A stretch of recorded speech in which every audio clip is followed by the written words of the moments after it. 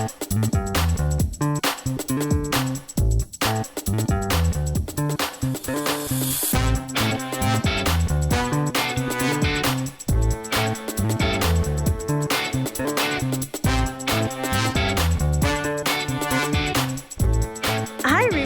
you for tuning in to the Postmodern Realities podcast, brought to you by the Christian Research Institute and the Christian Research Journal.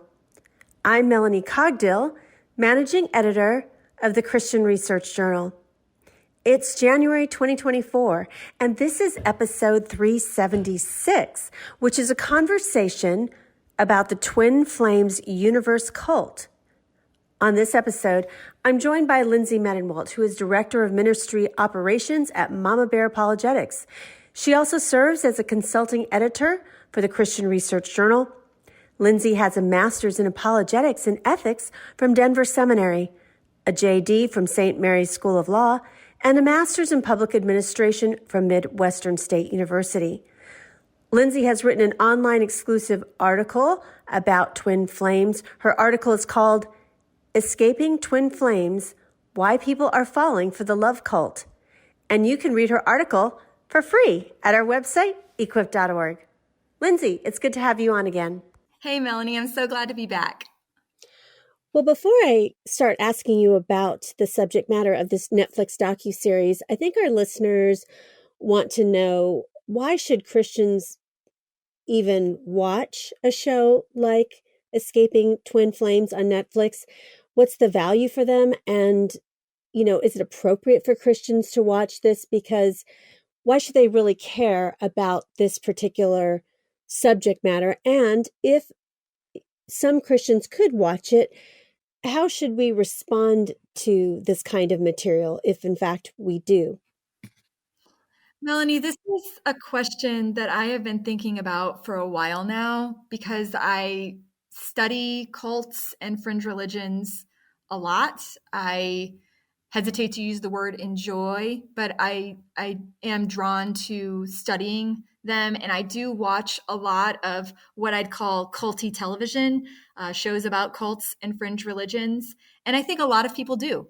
I really do. I mean, I think a lot of people are drawn to learning about different groups out there. Sometimes we watch because we want to learn and we want to know what people believe. And sometimes, if we're being honest, we watch because we're entertained.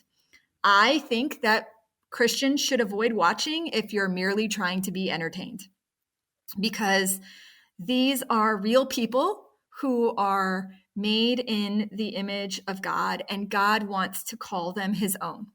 And they are lost and they are in need of a savior. They are not fake characters. When we're talking about documentaries and docuseries, this is not a sitcom. These are real people with real lives. So I think if Christians are going to watch shows like Escaping Twin Flames, it needs to be to learn, but we also need to put ourselves on guard. And I say that because we need to ask ourselves about things in our own lives that we've fallen for, that perhaps are lies with just a hint of truth. And when we get into this discussion about the Twin Flames universe, we'll learn that they talk a lot about God. They talk a lot about things that maybe Christians will find, I believe that too. The problem is that it is so entrenched in other false beliefs that the truth really just isn't there anymore.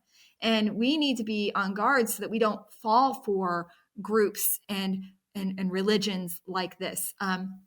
When I watch shows like Escaping Twin Flames, I typically use it as an opportunity to pray. I think it's really important for Christians to have a solid prayer life and to be in constant conversation with God. I thank God for his truth when I watch shows like this. I pray that his truth will set people free. I also find myself praying for the people who are in the program. So I've started praying actively for the founders of the Twin Flames universe, Jeff and Shaleia, and their child. I have started praying for the current members and the former members, that they would find the true Jesus, and that they would have real experiences with him like I have as my savior, and that they would find salvation. I think Christians who learn about cults and religions like this through culty television or movies, they should pray for divine appointments with people, and they should pray that the divines, that Jeff and Shalia, have divine appointments with Christians, and that their family would find out the true truth through their neighbors or even acquaintances that they meet in the grocery store. I just think that we need to remember that many people who leave cults or groups like this, they don't end up becoming Christians, and they don't join any religion because they just have a hard time trusting anything as true. And I think shows like this will help us understand about how easy it would be to be drawn into something like this. I think we can get a little bit judgmental and judgy about members and say, well, why would they fall for something like that? Well, we all could fall susceptible to things like this in anything in our lives. If we start, getting into a particular TikTok trend, or the videos that are fed to us on Instagram Reels becomes, I research tarot cards and I research psychics, and then Instagram starts feeding me those things. If I'm not on guard, if I'm not in constant prayer and recognizing those things as false, I could start telling myself, well, maybe that tarot card reading had a little something in it for me. And so we really just need to remember that it's easy to tell ourselves we wouldn't fall prey to those things. But I think a lot of us have fallen prey to things, maybe not like a cult, but other false beliefs, because the world tells us that they are true. I think we need to avoid making groups like this into a meme or something that we laugh at. I think we need to understand that the New Age movement is alive and well. Shows like Escaping Twin Flames tells us that, it's not dead. We who study the New Age understand that the New Age is alive and well, and people are really captive, and they're stuck in it, and they're not just captivated by it, they are captive, and they need to be set free. And so I would just encourage people as they listen to this podcast to remember that the people we're talking about need a savior, just as we need a savior. And we should prayerfully consider how we take in information like this and use it. How can we help our neighbors or our friends or our children understand the dangers of groups and teachings like this? And we need to enter into conversations about these topics with compassion and find it as an opportunity to pray for others and remind them that Jesus is truly the only way, and that he's the only one who can offer us relief from our pain. I do want to remind our listeners that in God's providence, all of these podcasts that we do are very equipping. And by God's providence, he might put people across your path that are connected to these groups and these beliefs, because I think the average Christian listening to this is thinking, I guess this podcast on the Temple of Satan is interesting, but it has nothing to do with me, except for I actually met somebody in an online group of a similar interest. And this person we were talking about parenting was a parenting thread, and it was a dad who was a member of the Temple of Satan. And I was able to have a respectful conversation. And it started out because he was saying he has a terrible relationship with his brother who's a Christian. And the thing is I was able to have a respectful conversation with this guy, this dad, and express that I was a Christian because I'd been equipped knowing about the Temple of Satan from the different podcasts that John Ferrer has done. And I was able to say, oh, I get it. You guys are atheists. You don't actually believe in Satan and all this stuff. And he was open to actually speaking to a Christian because of that. And then on another note, I was talking recently with some women about the uniqueness of Jesus and how he's different from, the traditional Roman gods, the Norse gods. And I'm sure those women were thinking, well, I'm not going to run into anyone who even holds to that. That's just so, that was ancient times or whatever. But actually, a friend of mine, her brother has deconverted from Christianity and actually believes he's reincarnated from a Norse god. And he's somebody who's a millennial. So I just want our listeners to know that some of these things seem so far out to us. But at the same time, if we have interest in apologetics and other religions, and we do, or maybe you say, hey, because this is a profane docu-series, I can't, but you listen to this entire podcast and you find out about it, you might be equipping yourself to be able to talk to someone who has similar beliefs in the New Age or know somebody in this group. Because of the internet, it's a small world now. So I would just encourage people to not think, well, this has nothing to do with me, because you never know when you might run across someone who has these views. Mm-hmm. You're 100% right, Melanie. And that's what I want people to understand when they listen to what we're going to share about the Twin Flames universe. Is, as I was researching, I also met somebody who was a former member online. And so it's not out of the realm of possibility that listeners will find themselves in some way connected to somebody who is in a group that we have talked about, either in this podcast or in all of the podcasts that you do, Melanie, that really equip people to understand groups like the Twin Flames universe and ideas like the New Age movement, but also equipping themselves in the Word of God, because we can't speak truth if we don't know truth.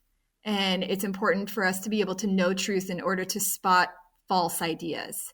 And so you need to really think about, how are you equipping yourself in truth, and how will you use the information that you'll learn in this podcast combined with the truth that you already know to help others. And like you said, your whole just interest in this topic, you didn't really know about it, and you saw someone else post about it. And because if any of us are on social media and we have quote unquote hundreds of Facebook friends, somebody might be posting about something and saying, hey, this is so great. And yet if you're equipped, you'd be like, well, have you thought about this? Or have you thought about this? So some of our friends or friends of friends that we see online and on our feeds could be lured into some of this stuff, or just intrigued and not be a Christian, or be a Christian that's not grounded, like you said, in scripture, or they don't go to church regularly. They're not in a Christian community. So these things are really important, so that we are equipped to know what we believe and why we believe it, but also that we're equipped to, like you said, reach out to people and share Christ with them and share the gospel with them. So that's really important. Well, as I noted, we are going to be talking about a religious group that was featured in a Netflix documentary, and this group is called the Twin Flames Universe. And before Lindsay had contacted me about this group, I had never heard about them before, and did watch the trailer about it, and it seems really kind of disturbing. So tell us a little bit about this Netflix docuseries, Escaping Twin Flames. So what is this about? What is this group about? And, the title says Escaping Twin Flames. Why are people trying to escape it? Yeah, a couple of months ago, I was scrolling Facebook, and a friend of mine had posted about a new series on Netflix about what she called a love cult called the Twin Flames universe. And if anybody knows me, you know that I am intrigued by cults and fringe religions. So I was immediately attracted to the idea of watching this series. And I did a little research before I dove in, and I found that more than 4 million people had streamed the series in its first week.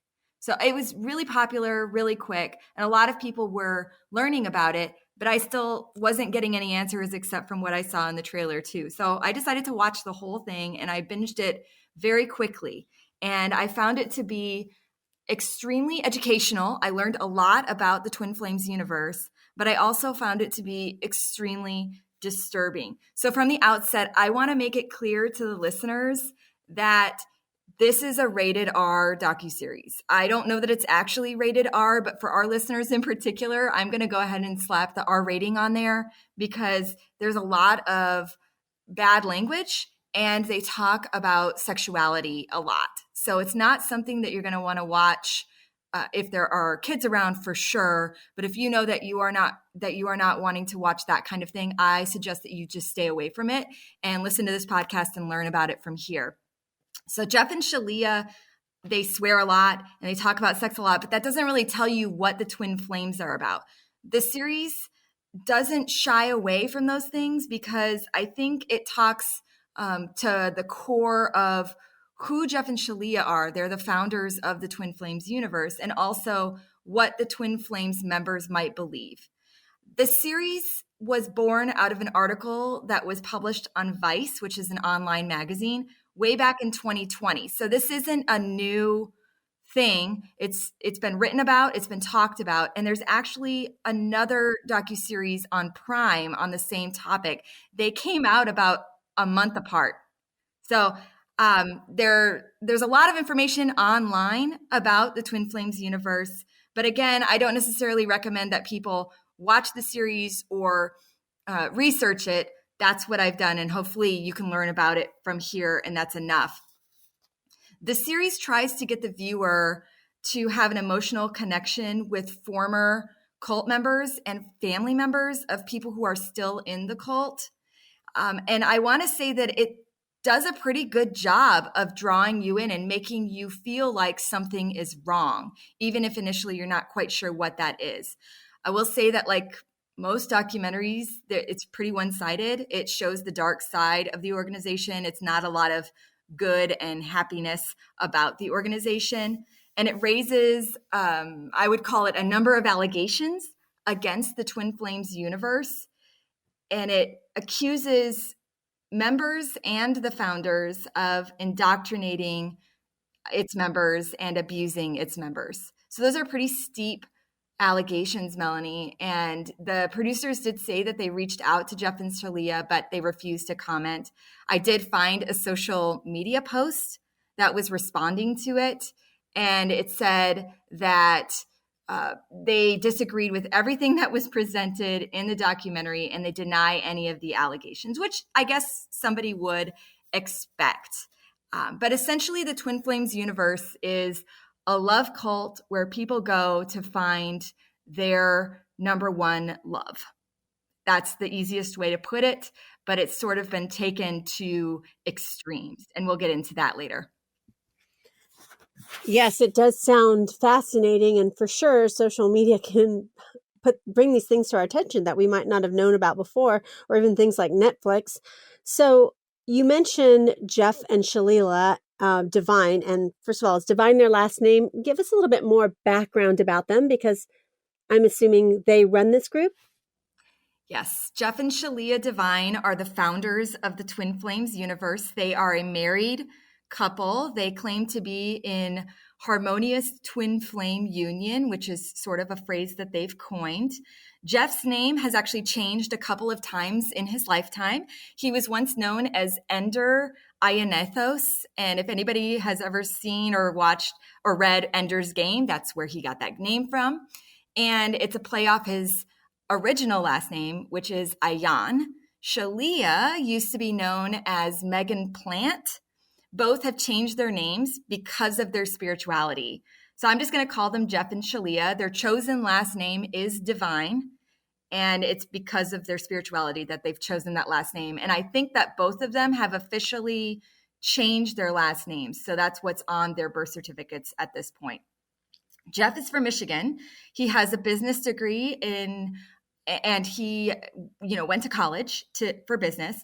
One of his friends said that he's always been interested in getting rich. And I can tell you from watching several videos featuring just Jeff that it does seem like he is interested in wealth and getting material items in his life.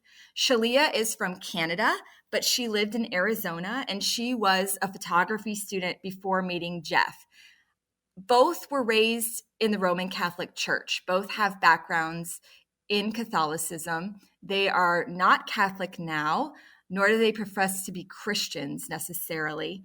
They are spiritual, is kind of the word that they consistently use. And I think listeners will recognize that as sort of a red flag and recognize that we're not dealing with Christianity here, even if sometimes it sounds like we are. In 2012, Jeff moved to Hawaii, and he had an adventure blog there and met Shalia online. that year. And 2 years later, they got together in person and they were married in 2016. They immediately started recording videos about their twin flame union and about how they were twin flames. And they were talking about very personal things and how they were really connected physically and spiritually and in all ways. So getting married was not a big step for them. They released their book, Twin Flames, in 2017, I think. I have the 2022 version, and that's what I read in preparation of this podcast. And they currently live in Michigan. They live in a very big house in Michigan. So they're very much into spirituality. They're very much into New Age stuff. When they were dating online, Shalia offered Jeff a tarot card reading. And for him, that was a huge turn on. And he immediately thought, hey, this girl isn't like other girls that have been attracted to me in the past. Maybe there's something for me here. Shalia claims to be a psychic. And actually in their book, she calls herself a divine channel. And I have seen instances where they have claimed that they have heard directly from God. So they use that channeling quite frequently to give messages to their members and really anybody else who will listen. And they started something called the Twin Flame Ascension School. And what that is a place where you can buy classes from them to help you learn how to find your twin flame. It's literally how to help you find your true love. And so they have started making money, and now they run the Twin Flames universe and a number of other things under that umbrella. In case you missed last week's episode, you might not have heard that we have started another brand new podcast in the last few weeks. And this podcast is called Christian Research Journal Reads. And what it is audio versions of popular Christian Research Journal articles. So we are going to mine our library of articles that we've published for more than 45 years and bring you the most accessed articles from our website. So if you don't have time necessarily to sit down and read one of our very in-depth articles, you can put this podcast on while you're driving, or maybe you're folding your laundry, or just out and about and listening to content on your earbuds. And so we bring you the most popular articles from our journal straight to this podcast, Christian Research Journal Reads. And you can subscribe to it wherever you get your favorite podcasts. So you can find us on Apple, on Google Play, Spotify, and wherever you like to subscribe to your podcasts. Now, the other thing, as always, that we'd be really grateful for is we want to hear from you and know if you could give us a rating or review, specifically on Apple Podcasts, because that's where they're mostly aggregated there. And it helps us with the algorithm, and more people can find this podcast and our content, which is coming up on 400 episodes. It has been just amazing that we've put out this much content over the last 8 years now. We started in 2016. So please share this episode, or share all your favorite episodes, or simply tell a friend. And now back to my conversation about Twin Flames and the docuseries on Netflix with Lindsay Metamont. So you mentioned that they coined this term twin flame, and I didn't really know what that was before I watched some of the excerpts from the docuseries, but can you explain what this term is that they coined? And also, I am wondering, how many members do they have in their group? Twin Flames is not a unique idea to this organization, to this love cult. And its origin is somewhat debated. I tried to find the actual origin. And like I said, there are some sources that will say one thing and others that will say another. Some claim that Plato came up with the idea about 2,000 years ago. Others say that it actually was born out of a novel, a romance novel that came out in the late 1880s. I didn't get my hands on that book, so I don't know for sure what it talks about, but that's one of the sources that I've heard that may have come up with the twin flames idea. But despite the differences in where people say that the twin flames idea came from, I would say that the definition is pretty constant amongst everyone. Essentially, a twin flame is a connection between two people, and when you're together, you are now a single union. So it's two parts becoming one, similar to marriage, when two become one, which is also a biblical phrase. Twin flames are sometimes, though, called mirror souls, which sounds not quite religious. It sounds very spiritual. And some people will say that your twin flame is your soulmate. But most people who believe in twin flames will argue that it is deeper than a soulmate. It is not a soulmate. It is something more meaningful than that. And so I stumbled upon something, Melanie, that you might actually remember us talking about several years ago when I talked about Teal Swan on this podcast. Apparently, she is a favorite guru of Jeff and Shaleia, and they subscribe to a lot of the things that she teaches in her New Age classes. And she has several videos about the twin flames. And a lot of what she says is similar to the things that Jeff and Shaleia talk about. So what I'm starting to notice as I dive into New Age leaders is that a lot of them are interconnected and they're teaching similar things, but they've got a lot of the same followers as well. I will say that some people will argue that twin flames are not necessarily romantic partners, but Jeff and Shalia teach that you absolutely are.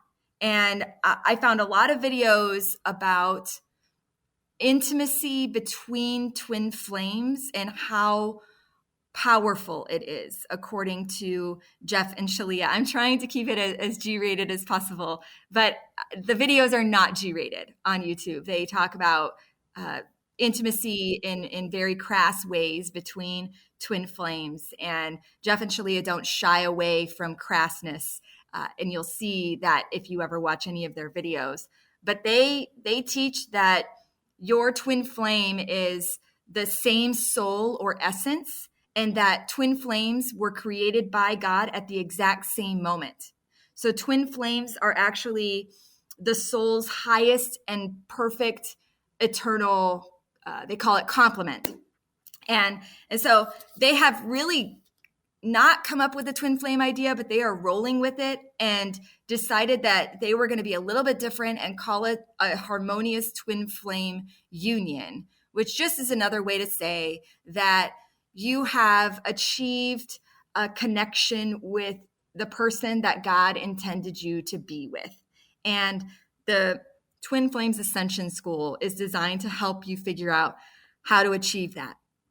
As far as membership, there aren't a lot of members. I joined the online Facebook group, which is a closed group. And when the Vice article came out, I think there were 18,000 members in that group, which was in 2020. Now there are more than 52,000 members. But I want to make it clear that not all of them are students, in a sense that they're not paying money to take the free live courses. And I would say actually the majority of them are not actually paying any money to the organization.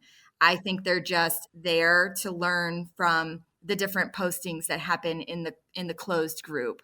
And some of them are there because they're intrigued by what was presented in the Netflix docuseries.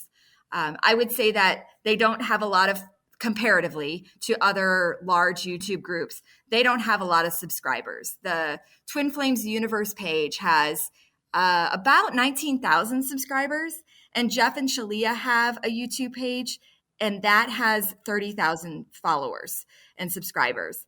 They're both on Instagram, and each of them has just under 4,000 followers. So it's not huge, but it doesn't have to be huge to have an impact. I want to make that clear too. Like we shouldn't just write it off because there are only a few members in the group or a few thousand members in the group, because I have actually seen memes that were created about Twin Flames and the Twin Flames universe on friends' Facebook feeds with them not realizing what they were sharing because it just sounded like a true love kind of post.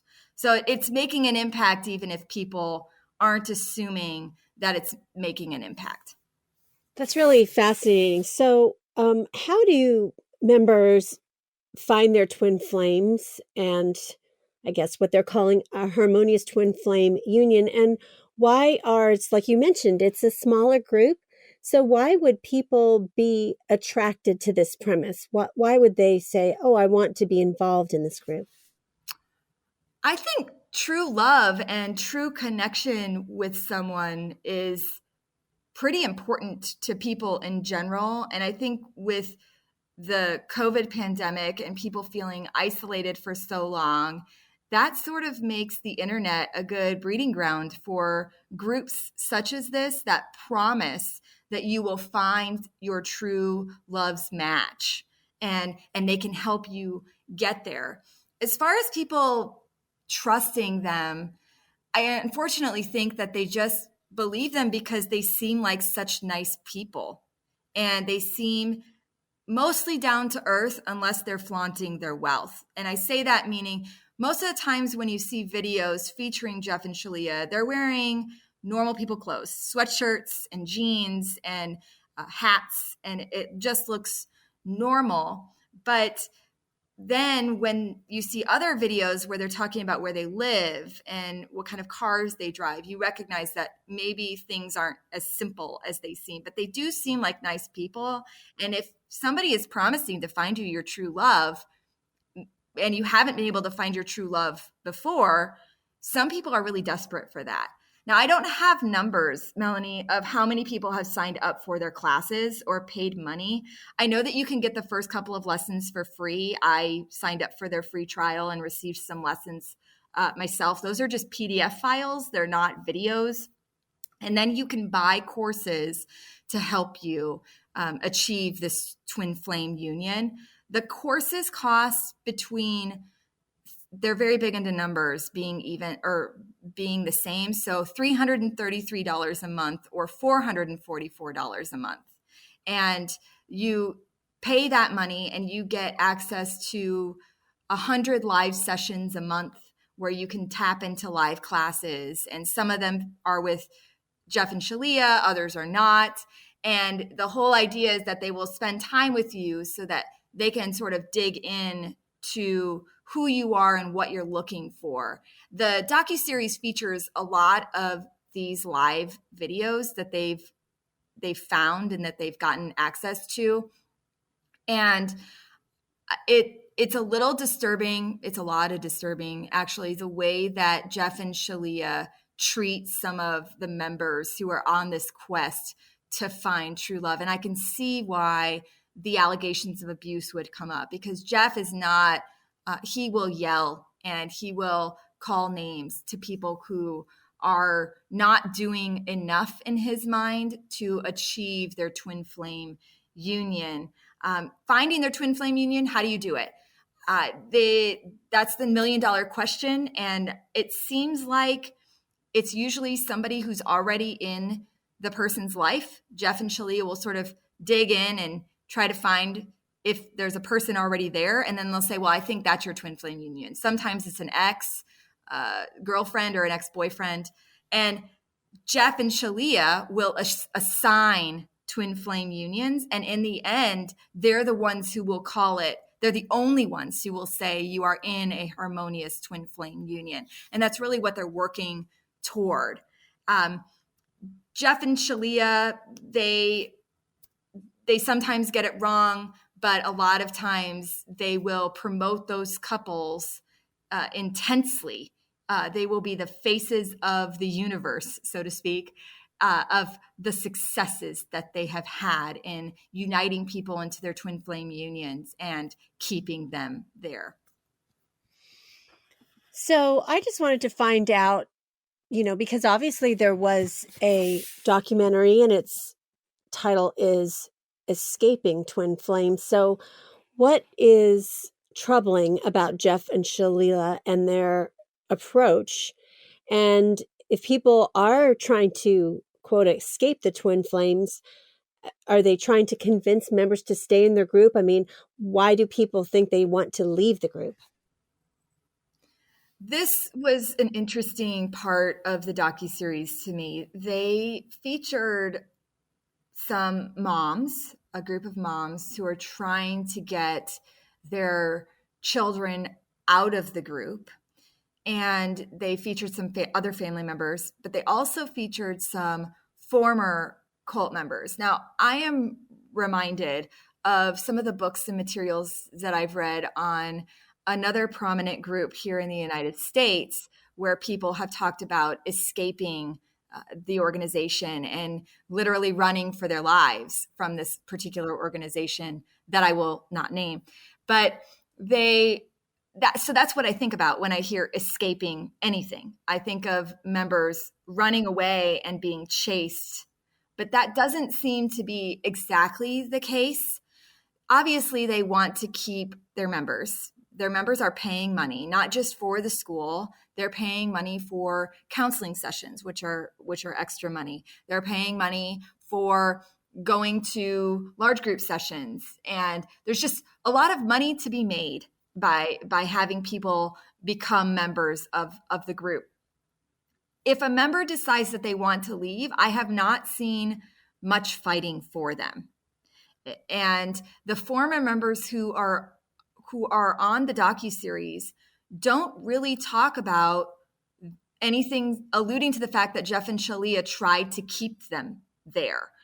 The most that I could see was there is a sister pair that is on the docuseries, Keely, and I think her sister's name is Marley. And Keely was one of the original members and is actually featured prominently in their book with her so-called twin flame, Colby.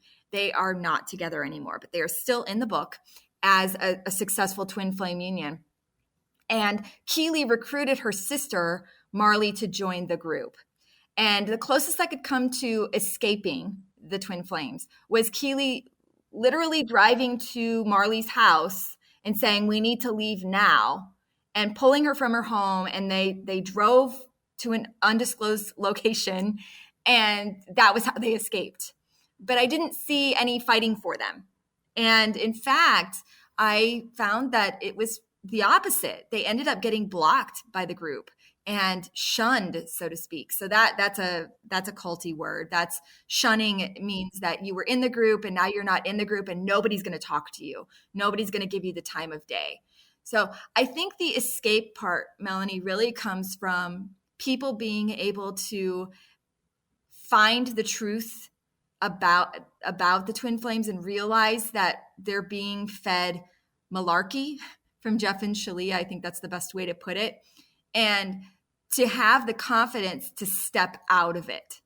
Because as we know, and as our listeners will know, is when you're a member of a group like this, it can be very difficult to leave because you're afraid of what might happen. And they talk about this in the docuseries.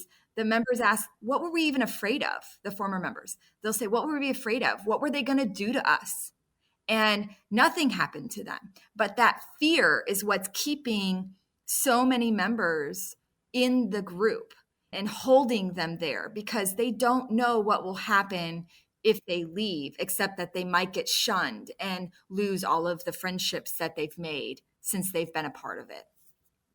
So we're talking about twin flames and finding that, I guess, soulmate is what people are looking for. But is the Twin Flame Universe group only about connecting with your soulmate, or do they have other aspects to the group besides trying to foster romantic relationship? Yeah, it's a whole universe. So it did start out as just true love. And I would say that is the core purpose of the group. But they have definitely found other avenues to keep people as members, to give people hope, and to also get people to pay more money. And I know that sounds so cynical of me. And I want to make it clear that I'm not against people charging money for classes about various things and whatnot. But when you're looking at a group like this and you recognize that the members are paying a lot of money every month for something that they're promised, and then they're not achieving that over several years even. There's a member in the Facebook group who's been in it for a very long time. And at one point he was told he had a twin flame, and then it became the false twin flame, which we can talk about later. And he's still part of the group. He's still a member. He's listed as an ascension coach on their website. And so he's still part of it, and he's still desperate to find his true love. But one of the other things that I found fascinating about this is it does seem like they are finding members who maybe haven't felt loved unconditionally by their family. And that unconditional love is something that Jeff and Shalia promise exists in the twin flame union. And so they've created something called a soul family.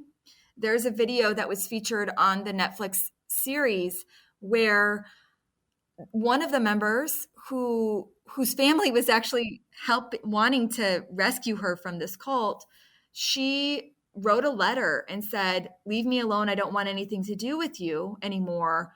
Our relationship is done." And then it cuts to this video where Jeff and Shalia name another member of their group as her soul sister, as her true soul family. And it's really telling members that there's more valuable relationships than whatever family they left behind. And by cutting off their family, they are even more tied to the organization and remaining a member of the group.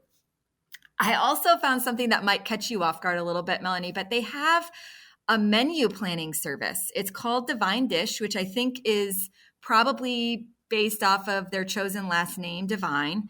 And for $129 a month, you get menus. You do not get the food. You get the menus, and they will give you food that is supposed to help you support your spiritual well-being. And I looked at a sample menu, and I would say that the food is not cheap, especially in this economy, and it's not healthy. Like it's not healthy. This is not healthy food. This is very heavy meals, and they are encouraged to eat all of it and not leave anything on their plate in order to be completely spiritually well.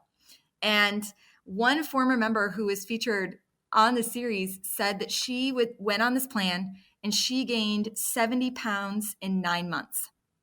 And that's really rapid weight gain. You can kind of see that. I don't like talking about people's weight or whatever, but you can sort of see that when you're watching the videos over time in certain members, they seem to be putting on weight over time. And at the same time talking about how wonderful Divine Dish is. And it makes me concerned and sad for the actual health and well-being of the members, not just spiritually, but also physically. And there are a couple of other aspects of the Twin Flames universe that the docuseries mentioned, like the Church of Union and something that Jeff and Shalia call the mind alignment process. So the universe is big for the Twin Flames universe, and they've got a lot of things available to its members. That is just really odd. I mean, I have compassion for people because menu planning shouldn't cost you over $100 a month. I'm sure there's a lot of free tools for that. But anyway, so it seems like it's a religion, and I don't know if people are, coming to it for love, or like you said, they get into it and then they're doing, menu plans. So at least it seems like it's kind of an informal type of a church. I mean, what kind of beliefs do they have? I mean, people originally might be coming in for a different reason, and then are they drawn into the more religious aspects of it? It's an interesting question, and I don't have an answer 100% on who joins the religion, but I do know that in 2019, Jeff and Shalia founded the Church of Union.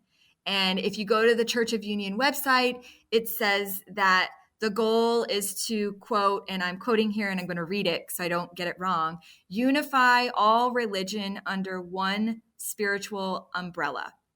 So in the Netflix docuseries, they showed a video, and it featured Jeff and Shalia chatting with some other higher ups in the Twin Flames universe. And Jeff was looking for a way to avoid taxes and not have to pay his employees. And the solution was to start a religion. And I'm not making this up. We might get pushback on that, but it's what was said in the video. We need to start a religion then so that I can have volunteers and I don't have to pay anyone. And that's how the Church of Union was born. Now, the good news, Melanie, I think, for our listeners is to know that there are less than 2,000 subscribers to the Church of Union on YouTube. And most of their videos only have about 100 views. So it's not, I don't think it's picking up steam, so to speak. But the people who do subscribe are getting information that you may not expect from what you might think of when you go to church. So I actually watched a sermon. I actually watched two sermons. I watched two of these Church of Union episodes, Sunday morning services. And it took me aback because I wasn't expecting to hear what I heard.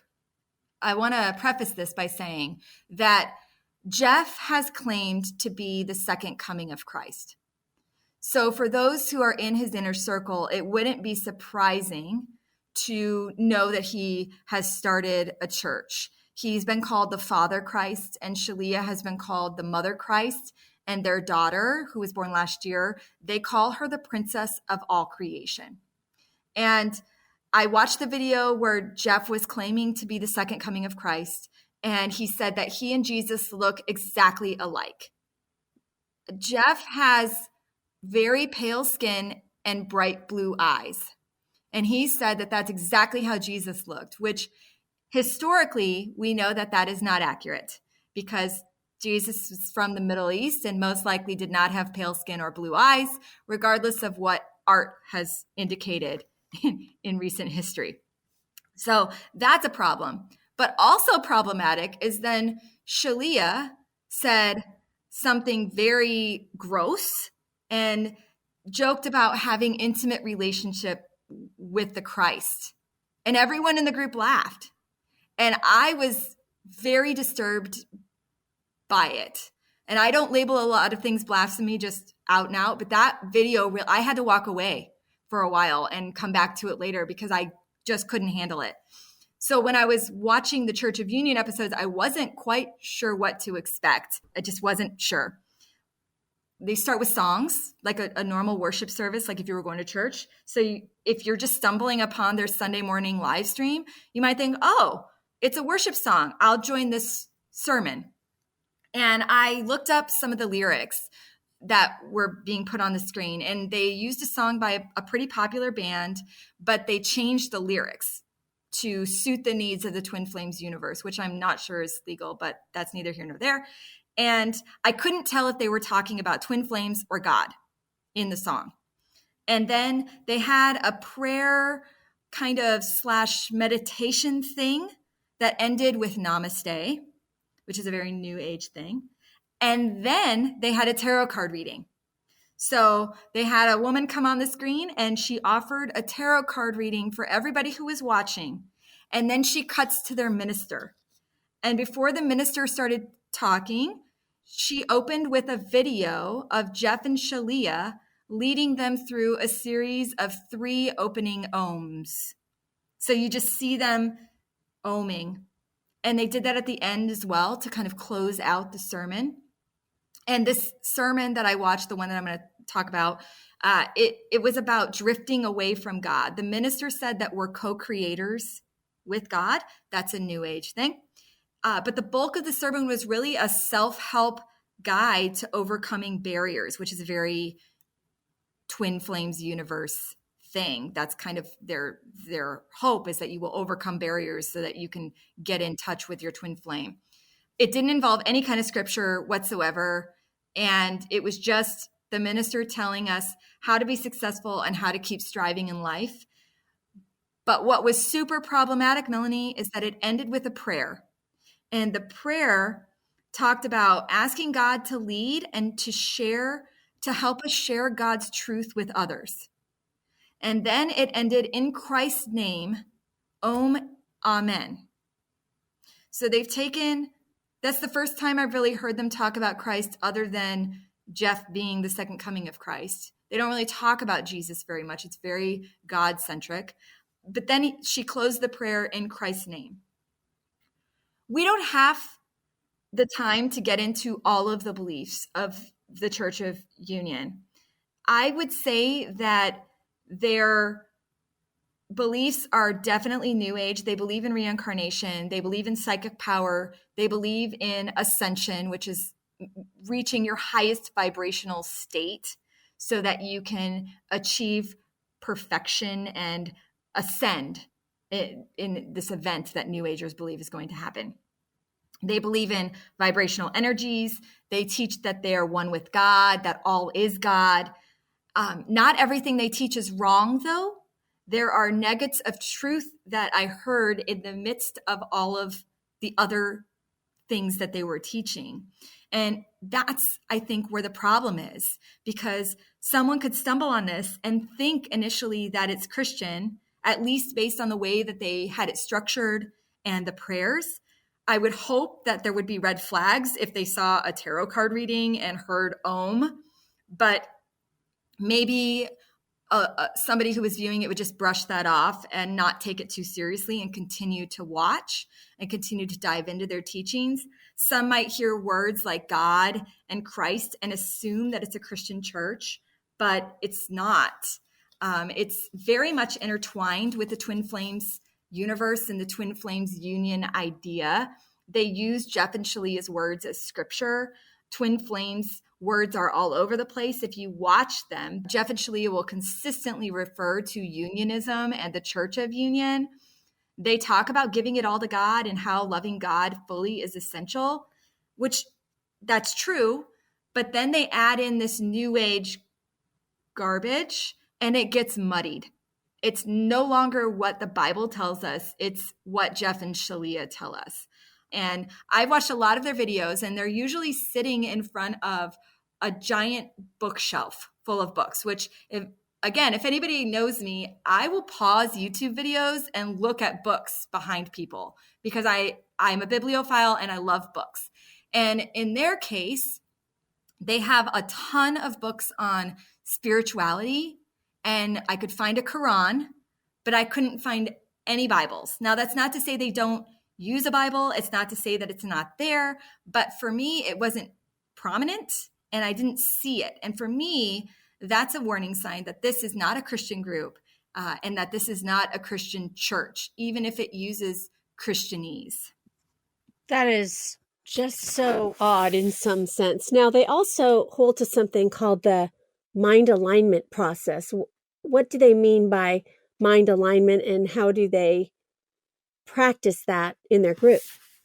So I think one of the things we need to understand about this group before we talk about the mind alignment process is what happens to a person when they're trying to achieve their twin flame, and how do they get there? Jeff and Shalia have created a process called the mirror exercise. And if you look at their YouTube channel, this is by far the #1 video that has been watched. A lot of people have seen it, and it walks you step by step through this process. Essentially, what the mirror exercise is supposed to do is to help you achieve enlightenment and ascension, which again is just achieving perfection in this New Age world. And we've talked about that before, Melanie, when we've talked about other New Age gurus like Teal Swan or even David Wilcock. We've talked about this ascension idea. The mirror exercise tells you that no one has power over you and that you shouldn't ever play the victim. And it basically flips the script on emotional upsets. And so I've actually developed an example that I think we can use to help listeners understand what this is so that they can understand what the mind alignment process is. The first step in the mirror exercise is to say what the problem is. So Melanie, I'm going to use you as an example. It's completely fictional. This is not real. I am not upset at Melanie. Melanie is not upset at me, but here we go. The first step is to say how I feel. Melanie is making me feel sad because she thinks I don't play enough board games. So that's the first step. The second step is then to change everything to a personal pronoun. So now I'm going to change that first sentence and it's going to become, I am making myself feel sad because I don't think I play enough board games. So now I've shifted the problem from Melanie to myself. And then in step 3, you ask yourself if there's any truth to that statement. And in their book, Jeff and Shaleia say that the answer is always yes. There's always truth to step 2. So here, I would say then, it is true that I am making myself feel sad because I don't think I play enough board games. And in step 4, you have to love yourself, which sounds a little weird, but that's how you heal. So I've seen this play out on Twin Flames videos featuring other members. And what they've said is that this step is basically giving yourself a hug. And you can give yourself a hug for as long as you want until you no longer feel what you felt before. So in this scenario, Melanie, I'm going to give myself a hug for feeling sad about not playing enough board games. I'm no longer upset with Melanie, and Melanie is no longer making me sad because I'm realizing that I wasn't loving myself enough before. And I was taking it out on Melanie when really it was all my problem. So it wasn't your fault that you were making me sad. It was mine. Now, I think you can see the issue with this because if we were to look at very serious issues that happened between people, and we see this in the docuseries, it's been used, the mirror exercise has been used to excuse abuse and between members. And that's, they've endured a lot of pain and trauma because of it, which leads me to the mind alignment process. The mind alignment process was, I'm going to call it MAP because mind alignment process is a lot of words that I will jumble up, I'm sure, at some point. It's a method that Jeff created to heal past trauma. And it was briefly mentioned on the docuseries. They didn't go into it a lot, but I did because I was very interested. Like, what are they claiming to be able to do? I want to make it clear that Jeff is not a psychologist. He did not go to school for psychology. He does not have any mental health training as far as I know. He is a business person. And so it's really important for me to make clear now. And they claim that they are capable of healing people's trauma. This is where it gets a little weird. There is a member who was featured on the Netflix show. Her name is Chrissy, and she was a lieutenant colonel in the Army. And she has a PhD in public safety leadership, not psychology, public safety leadership. She is the CEO of MAP. She was personally trained by Jeff, which makes her qualified to heal people of their traumas. And what MAP does is it claims to be able to heal a person's trauma in 3 easy steps in just 12 weeks. It's literally what they claim.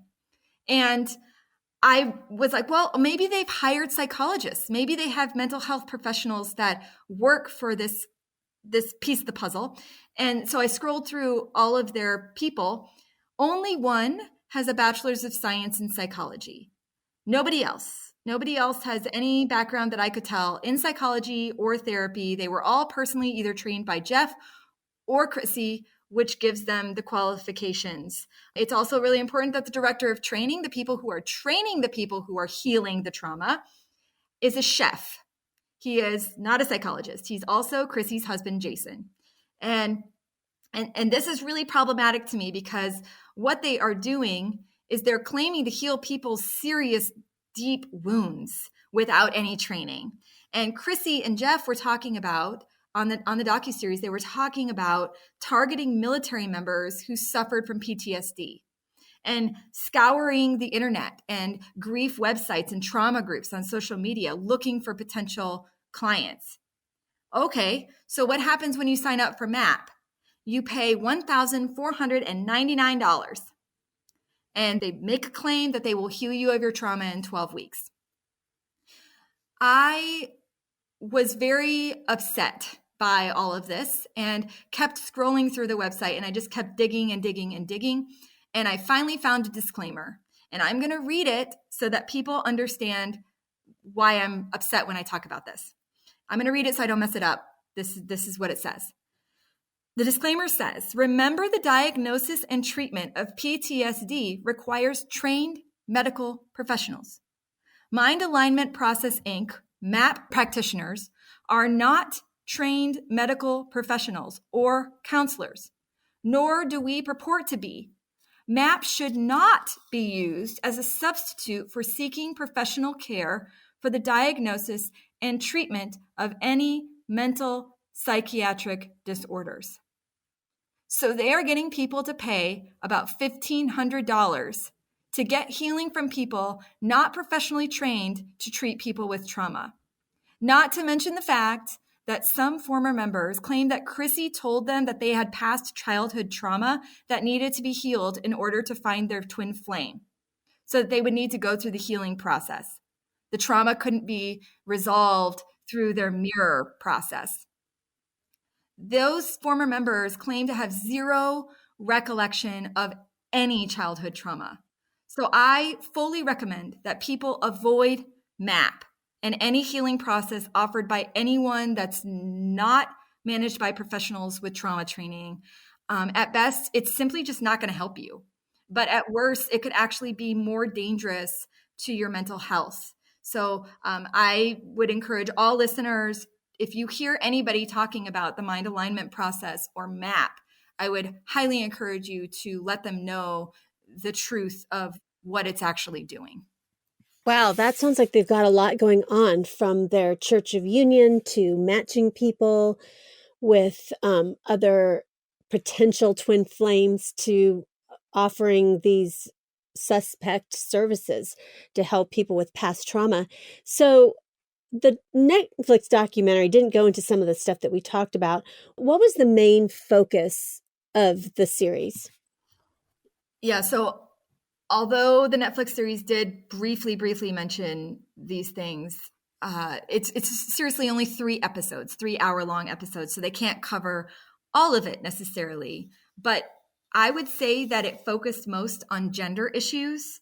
And in fact, one episode, almost one episode in its entirety, was dedicated to gender issues. So one key part of a harmonious twin flame, Melanie, is that the union is between a divine masculine and a divine feminine.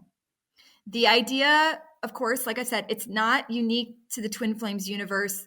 Jeff and Shalia have taken the twin flames idea, and they've also taken the divine masculine and divine feminine idea and sort of run with it. They've taken it to their extremes. So Jeff and Shalia have said things like homosexuality and bisexuality don't really exist. They're not real things. And instead, in every twin flame couple, there's a divine masculine and a divine feminine. And in their book, they say that you are either 100% masculine or 100% feminine. There's no in between. And then, as they typically do, they got into sort of a crass way of explaining it. And they said that the masculine energy is the giving and entering energy, and the feminine energy is the receiving energy. And they called it juicy. They like to call a lot of the things that they say and teach juicy. They'll start a lot of their videos with welcome to another juicy twin flames class. And it's all leading to what they call the fantastic, juicy sexual union between twin flame partners. It has led to some troubling decisions for members in the group. So, for example, at one point, there were only mostly women in the group. And Jeff and Shalia announced that they had channeled, remember channeling is a thing with this couple, 20 new twin flame unions. And most of them were same-sex unions because there weren't enough men. Now, the problem was that most of the women who were members were not attracted to other women. There are some lesbians in the group, but most of the women who are in the group are heterosexual. Then the kicker was they told some of the women that they are not divine feminine, but they are divine masculine. One same-sex couple that I saw on the docuseries that was on Prime about the Twin Flames universe, they were told this. One of the people in the couple was told that she is the divine masculine. And Jeff told her to accept divine masculinity and change your name. Now, the couple has since left the group. They are still together, but they are not in the Twin Flames universe. And the one that Jeff told to change her name, she did not change her name. She did not change her gender. She simply left the group.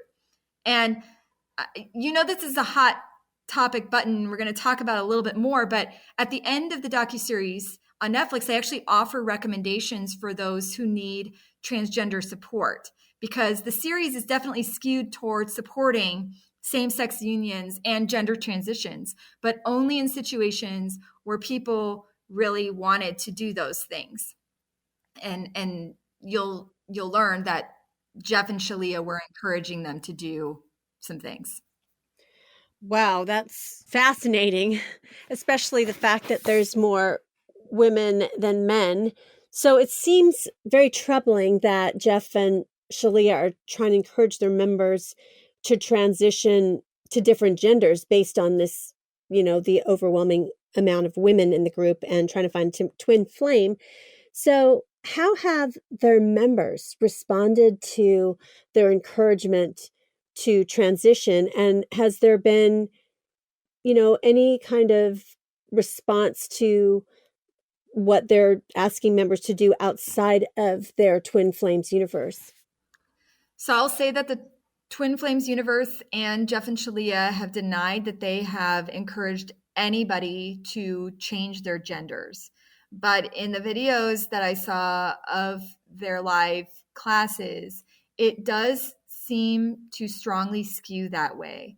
There are also members in the group who have transitioned who proudly talk about their surgeries and the different things that they have achieved. There is a couple that is made up of a trans woman and a trans man. Both have transitioned. One was transitioned already when they joined the group, but the other transitioned after.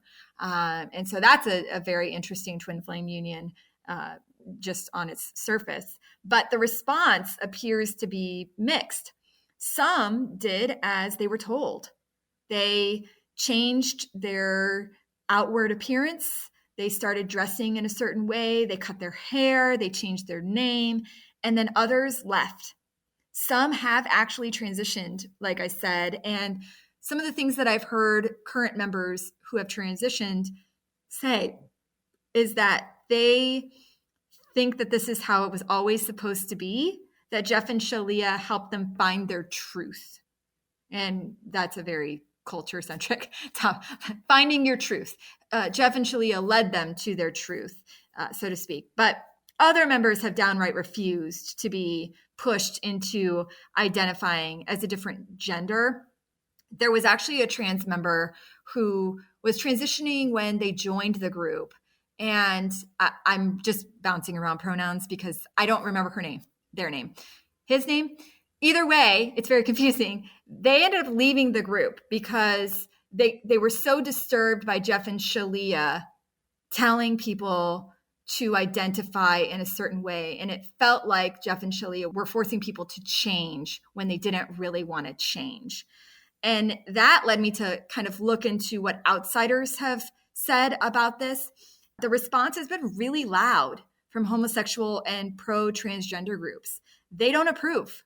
One article I read on Out Magazine said that the members that were encouraged to transition or be a part of a same-sex union didn't look happy. And for them, that was an indication that they didn't want to be part of that. That was a sign that they were being forced to do something that they didn't really want to do.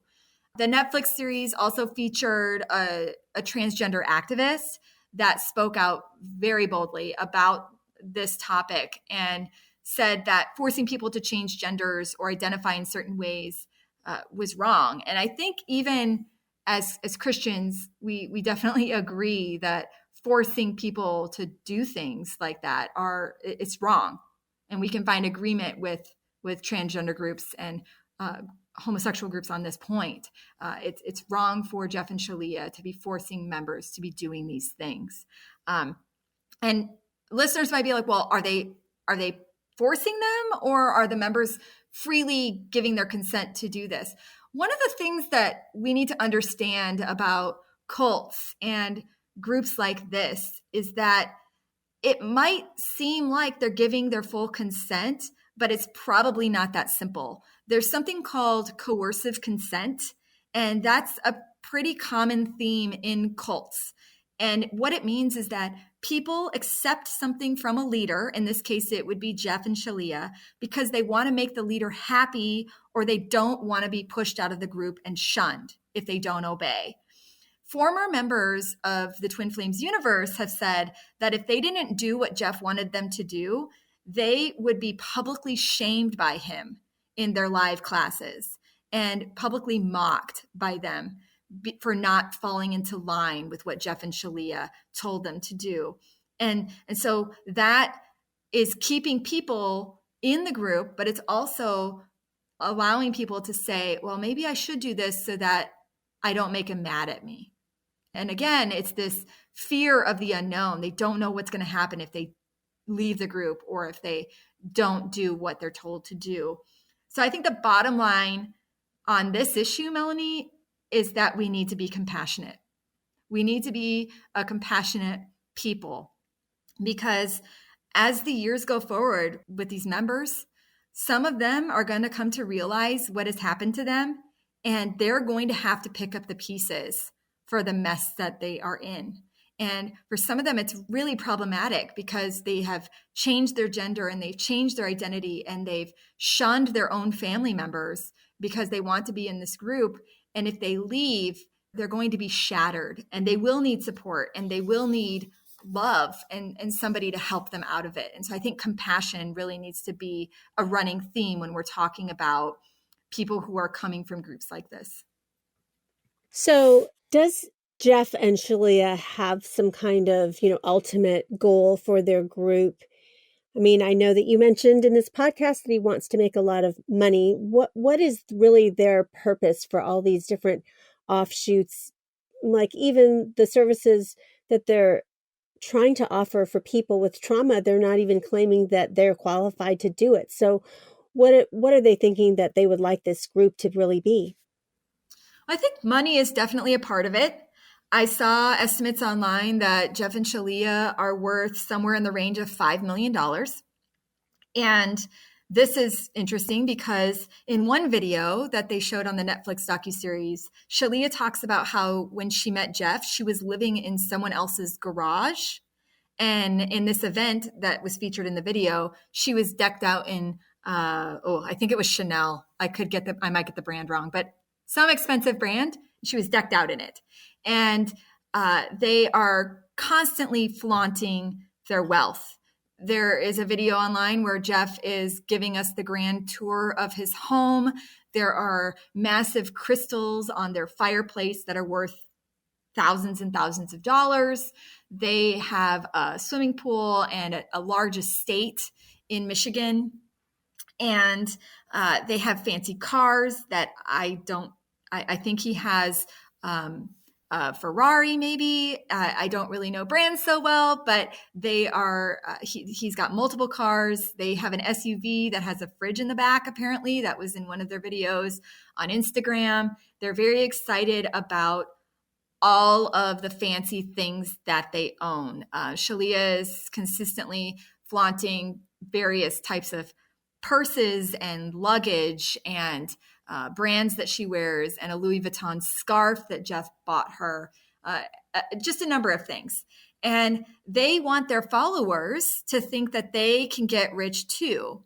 And so one of the things that they claim is not that they've made money off of these classes and other things. Of course they have, but they say that they've manifested it. Now, you've talked about manifesting before, I think with Ann Kennedy on this podcast. As she's the expert on it, I'm not. But basically, what it's kind of like the prosperity gospel in that they're going to name it and claim it. And so they are manifesting their wealth, saying they are going to be multimillionaires and they are on the path to achieving such wealth, and that people in harmonious twin flame union have the most power to manifest the most wealth. So you want to be in a twin flame union in order to get the most rich. We've already talked about their new age beliefs. They are ultimately trying to achieve ascension, which is their highest state. And again, they say the best way to do that is to be with your twin flame, because once you achieve perfect union together, you can ascend. I saw a more recent discussion regarding Jeff and Shaleia about golden children. They just had a baby. I'm not going to talk about their child other than to say that they believe that they have known this child before and that they called her soul home by giving birth to her. I really struggled to watch some of the videos of Jeff and Shaleia talking about some of the hardships of having a child, and they're very raw and lots of crying involved. So they desperately wanted this child. They wanted this specific child, they claim, and that she is their third twin flame in their relationship. Apparently, she's already ascended because she was born to people in a perfect twin flame union. And then this is kind of weird, but they say that she'll likely be celibate her whole life because she doesn't need anyone else but God to satisfy her sexual urges. So some of the former members have said that she will literally have sex with God. That will be her way of, she will not be with any other human because she is beyond that. And some of the members have said that Jeff and Shaleia's goal is to have many of their members actually move to Michigan and live on the compound with them and raise a bunch of golden children so that they can raise the vibrational state of the earth and that we can all ascend together more quickly with these golden children. So I think those are the main things that they're trying to achieve with the Twin Flames universe. You can't deny that it has to do with money in some ways. They talk about it a lot, but I think it really comes down to also ascension and some of their new age spirituality ideas. Well, on a much more light note than this very troubling group, I have a fun question for Lindsay. So every January, if you're on the podcast, I ask the guests, when you look back at the end of this year, what is a word that you would hope described your 2024? Joy. I think I'm coming off a hard year. So for joy to be the word, joy would be the word. Great. Well, that's a great word. And I think all of us would want our years to be full of joy in the Lord. And so thanks, Lindsay, again for your research and for being a guest on the Postmodern Realities podcast. Thanks for having me, Melanie. You've been listening to episode 376 of the Postmodern Realities podcast from the Christian Research Journal. Today's guest was Lindsay Medenwalt. She has written an online exclusive feature article called Escaping Twin Flames, Why People Are Falling for the Love Cult. And you can read her article for free at our website, equip.org. You won't want to miss out on subscribing to the other podcasts from the Christian Research Institute.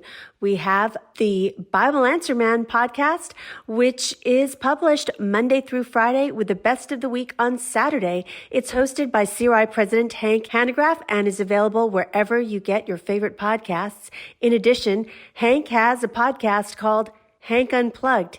Hank takes you out of the studio and into his study to engage in free-flowing, essential Christian conversations on critical issues with some of the most interesting, informative, and inspirational people on the planet.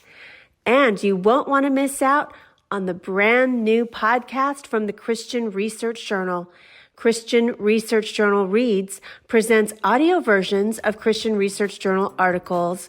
It was a print incarnation of almost 45 years. It's now on the web, as you know, with new articles every single week. So you won't want to miss these audio articles of some of our most popular and most accessed articles on our website, equip.org.